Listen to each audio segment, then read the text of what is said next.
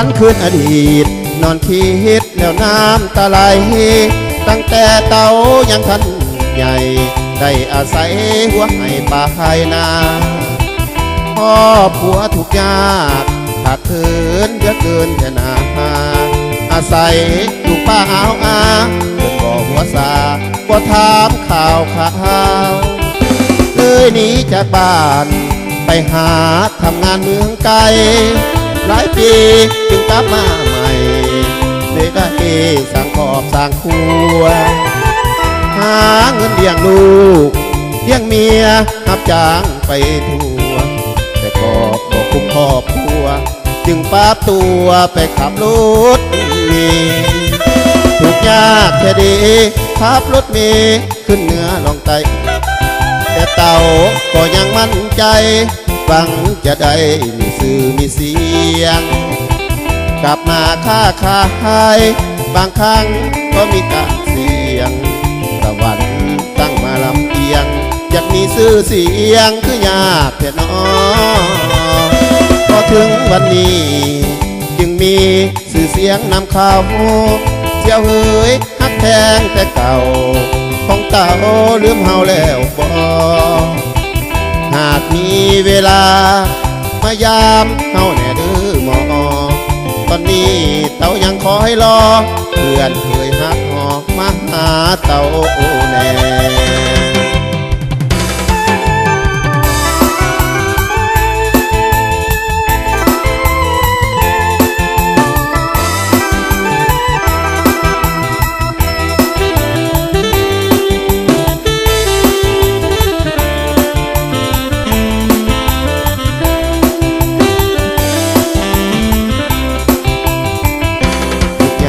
แต่เดขับรถเมล์ขึ้นเหนือลงใต้แต่เต่าก็ยังมั่นใจฟังจะได้มีสื่อมีเสียงกลับมาค้าขายบางครั้งก็มีการเสี่ยงตะวันตั้งมาลำเอียงอยากมีชื่อเสียงคือยากแค่น้อ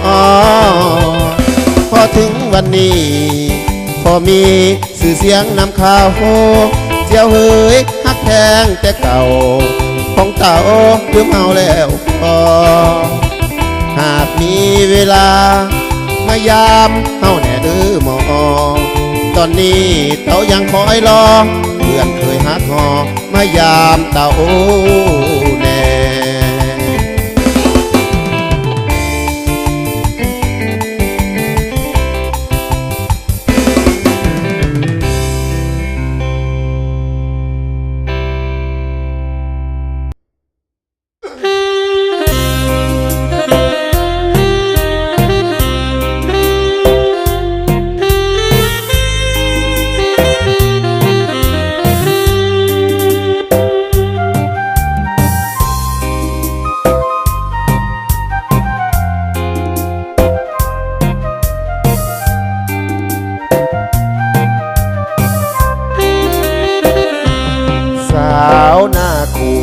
น้องอย่าลวงอายหรือน้องลา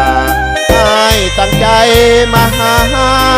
ตามสัญญาว่ากันปีก่อนสิว่าจังใดยังจือได้อยู่บ่งามงอนอยากให้อายนอนร่วมหมอนหรือสิให้นอนอยู่กองตารางย้อนหากเจ้าจึงได้มาถามคืนเทื่อใหม่น้องสิว่าจังใดยังจำได้อยู่บ่น้องนางส่วนว่าเงินทองคำค่าดอกไอ้พร้อมทุกอย่างต่อไปได้อยู่บ่น้องนางอย่าให้ผิดหวังนั่งเงาจูหมู่รุ่นเดียวเสี่ยวเฮยแต่งงานหมดแล้วให้อายนอนแหวเกี่ยวกอดขอบกิ่งกับหมอนตกลงสลาอย่าให้อายทาไหลหรืองามงอนเจ้าผู้แก้มอ่อนๆอายขอวอนเป็นครั้งสุดท้ายสาวหน้าควงน้องสิบ่ลวงอายตีน้องลามาแต่งงาน กันสาพาไปยามยาเพื่อนคงดีใจพร้อมกันสร้างสาครอบครัวให้สีวิไลหากไปแต่งงานกับแม่ควรใจจะบอกไปใส่จากสาวบ้านนาคัว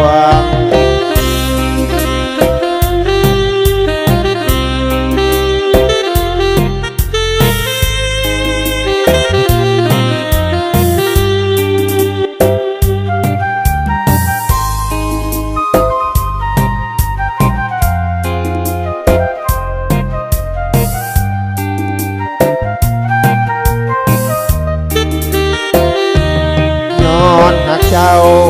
จึงได้มาถามคืนเถื่อใหม่น้องสิว่าจังได้เก่ง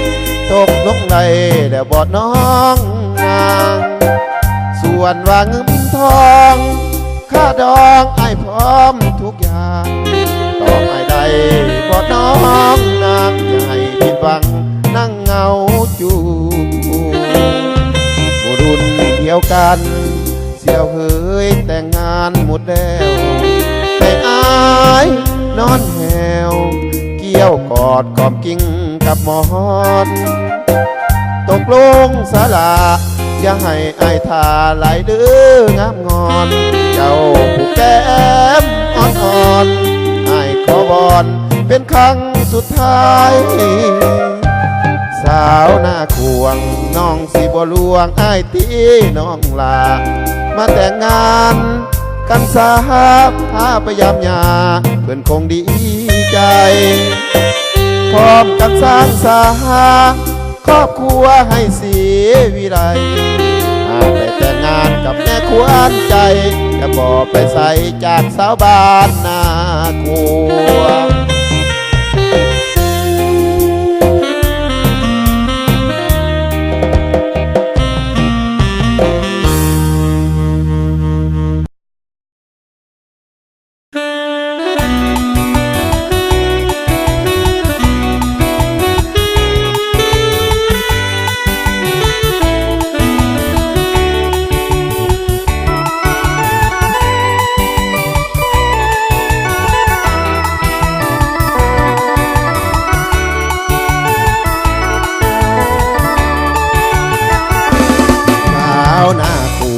น้องอย่าลวงอายดื้อน้องลา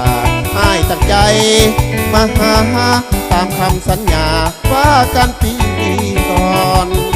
ที่ว่าจังได้ยังจื้อได้อยู่บ่งามนอนอยากให้อายนอนรวมหมอนหรือสิให้นอนอยู่กองตารางนอนหากเจ้าจึงได้มาทางคืนเพื่อใหม่น้องสิว่ายังได้ตกลงในเดี๋ยวบ่น้องนาส่วนว่าเงินทองถ้าดองให้พร้อมทุกอย่างตอบให้ได้อยู่บ่น้องนางจะให้ผิดหวังนั่งเหงาจูรุ่นเดียวเที่ยวเฮยแต่งงานหมดแล้วได้อายนอนแหวเกี่ยวกอดของจริงกับหมอนตกลงสาละอย่าให้อายทา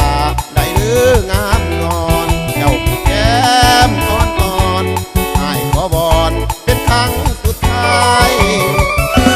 สาวหน้าควงน้องก็ลวงอายที่น้องมาแต่งงานกันสาพาไปยามยาเป็นคงดีใจพร้อมกันสร้างสาครอบครัวให้สีวิไลจะบอกไปใส่จากสาวบ้านนาคัว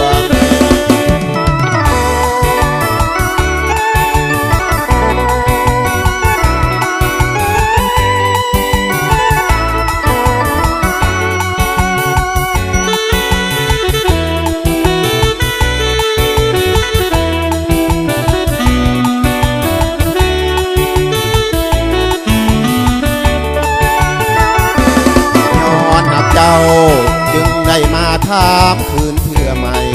น้องสิว่ายังได้ตกลงใน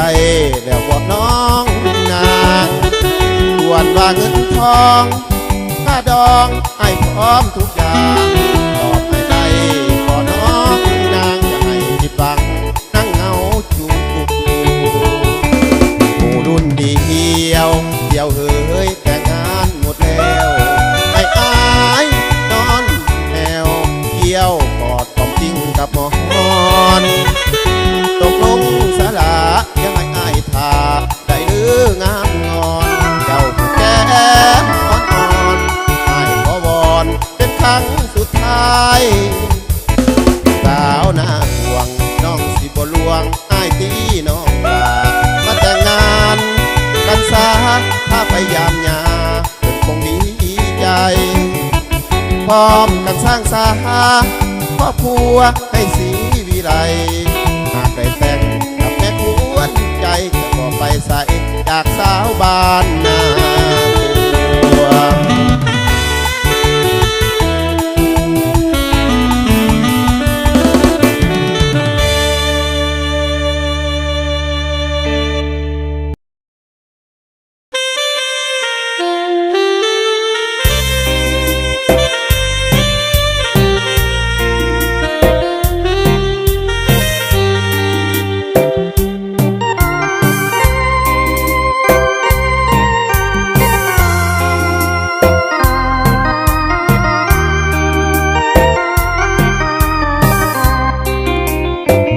บัว วนคืนอดีตนอนคิดแล้วน้ำตาไหล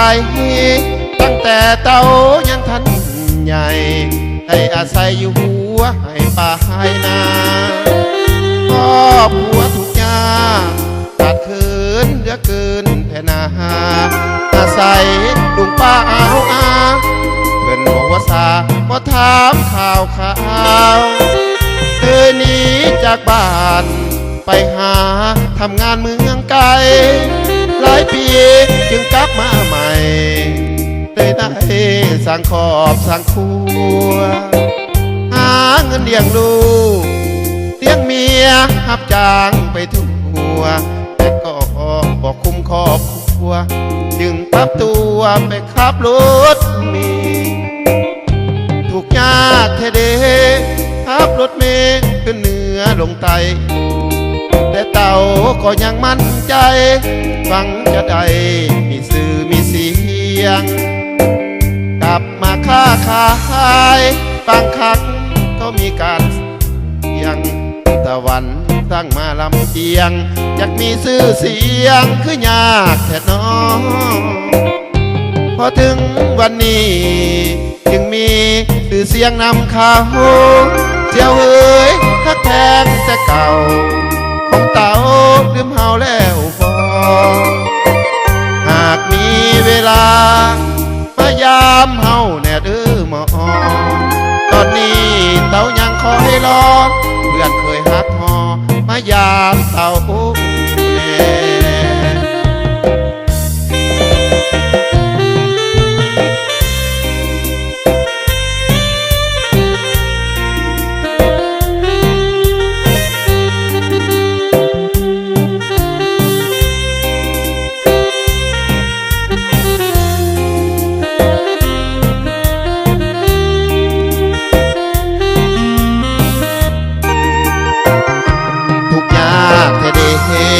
ขับรถเมล์ขึ้นเหนือลงใต้แต่เต่าก็ยังมั่นใจหวังจะได้คือมีเสียงกลับมาค้าขายบางครั้งก็มีการเอียงตะวันตั้งมาลำเอียงอยากมีชื่อเสียงคือยากแท้น้อพอถึงวันนี้ก็มีสื่อเสียงนำข่าว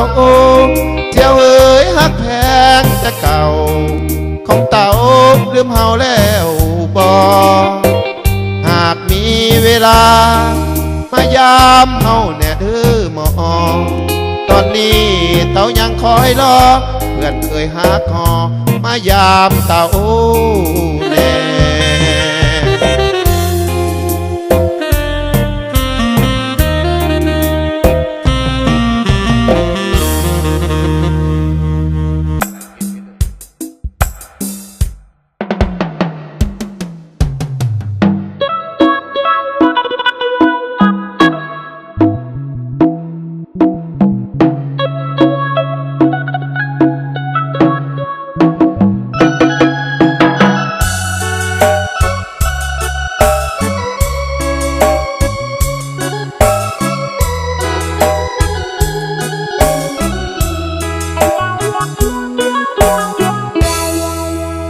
ก็สุขสบายดีพี่น้องเนาะ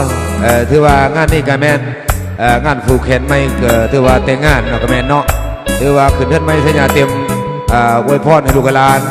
ถือว่างานที่ว่ามงคลพี่น้องเฮางานนี้ถือว่างานเด็กแห่งวันเนาะของนุ่มจิบเป่าเต่าคือเก่า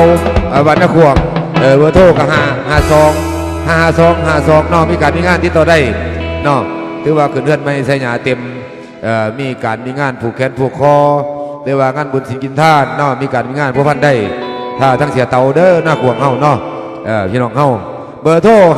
552พี่น้องเฮาพวกพันได้เนาะต่อไปก็ขอเป็นปอบปฐมฤกษ์ให้แกทั้งเสียเตาเพิ่นเนาะวันในรอบปฐมฤกษ์รอบนี้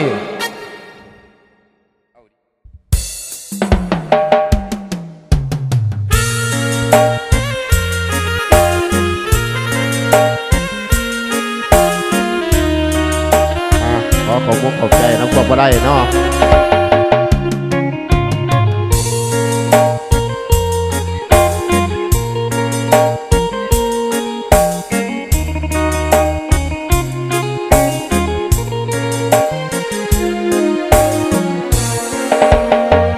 ผมสั่งนำนาว่าบักขี้ยาขี้เหล่าเกิดเป็นมือพี่แต่เมาเขาเว้าจนว่าลิ้นหูผู้สาวบ่มักเขาสั่งคอยกะหูชีวิตเป็นอยู่รอบบ้านเมาสาวเมาเย็นบ้านได้มีงานเขาพากันกินเหล้าคอยกะไปนั่งเฝ้าเมามัวคนเห็นน้ำบ่เคยอาบไผมาไกลก็ถือกินเม็ดประเภทเราบ่ซื้อบ่เซ็นว่าแต่เห็ดขอกินบ่เศร้าเมาได้เมาดีขอเอาดีกีเป็นหลักคำที่คอยมักคือคนอื่นมาขี้เราลูกเมียบ่มีก็ยอดจากสีไทยสิมาเอานอนเป็นหมูมาเกือบกี่เท่าเมาอยู่ใต้ตลาดผู้หญิงเบิดบาทมีแม่เฮาเว้าน้ำผู้ดีเอียวสาวบ่แลเลียวกะสางชีวิตเกิดมาอยู่ตามภาษาของคนห่างขอจูบปากแก้วบางบ่สมแก้มนางดอกเด้อที่